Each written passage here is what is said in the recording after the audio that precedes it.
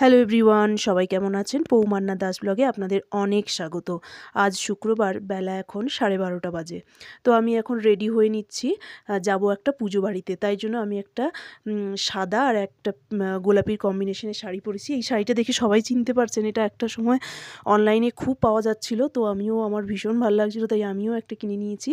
এটা আমি খুব পরেছি, খুব ধুয়েছি। তারপর শাড়িটা একটু আয়রন করে নিলেই একেবারে নতুনের মতো হয়ে যায়। ব্যাস, আমি এই যে শাড়ি পরে নিয়েছি, গলায় একটা মঙ্গলসূত্র। ব্যাস, আমি একেবারে রেডি হয়ে গেছি। এবার বেরোবো পুজো বাড়ির উদ্দেশ্যে।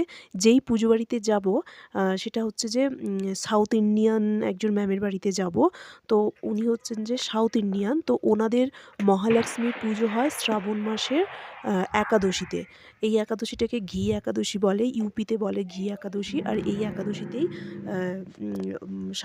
সাউথ ইন্ডিয়ানরা মহালক্ষ্মীর পুজো করে। এই যে আমি চলে এসেছি বাইরে, কি সুন্দর এরা আলপনা দিয়েছে। তারপর এই যে পৌঁছে গেছি ওনাদের বাড়িতে।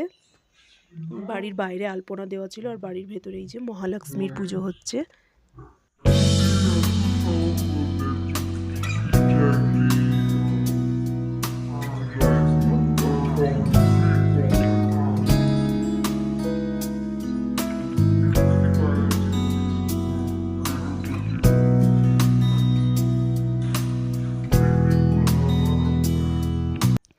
এই সাউথ ইন্ডিয়ান ম্যামের কাছ থেকে জানতে পেরেছি এনাদের এই মহালক্ষ্মীর পুজো 11 জন সধবা মহিলাদের নিয়ে করা হয়। তো আমরা যেতেই আমাদের পায়ে এই যে হলুদ মাখিয়ে দিচ্ছিল। এনাদের নিয়ম অনুযায়ী যতক্ষণ না হলুদ মাখানো হচ্ছে ততক্ষণ অবধি শুদ্ধ নয়। আর এনারা হচ্ছে যে মহিলাদেরকে ভীষণ মানে লক্ষ্মী রূপ, সবসময় মহিলা মানেই সে লক্ষ্মী রূপ, এরকম মানা হয়। তো সেই কারণে সধবা মহিলাদের ডেকে ওনাদের পায়ে হলুদ মাখিয়ে দিচ্ছে। তারপর আমাদেরকে আরতি করলো, পুজো করলো। পুজোর পরে ভিডিওতে দেখতে পাবেন আপনারা। তারপরে আমাদেরকে প্রসাদ দিয়েছে, দিয়ে বস্ত্র দিয়েছে। বস্ত্রদের মধ্যে ছিল একটা ব্লাউজ পিসগুলো সবাইকে খুব সুন্দর সুন্দর দিয়েছে।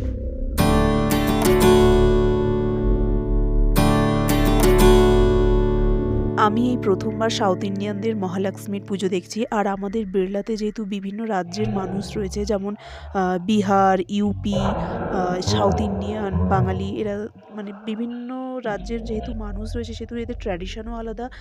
এনারা তাদের ট্র্যাডিশন অনুযায়ী পুজো পাঠ বা বিভিন্ন প্রোগ্রাম এরা পালন করে।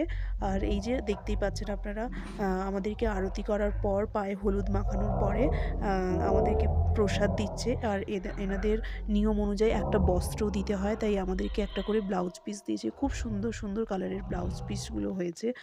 আমি তো কাটাবো অবশ্যই। তারপরে এই যে পুজো পাঠ শেষে পেট পুজো হয়ে গেছে। পেট পুজোতে অনেক রকম আইটেম করেছিল। যাই হোক, তারপর খাওয়া দাওয়া শেষ করে আমরা একটু ফটো তুলব না, সেটা তো হতে পারে না। তারপরে এই যে ফটো তুলে নিলাম। আর আমার এই ভিডিওটা আজকে আমি এখানেই শেষ করছি। যদি ভালো লেগে থাকে অবশ্যই কিন্তু লাইক, শেয়ার, সাবস্ক্রাইব করবেন বন্ধুরা।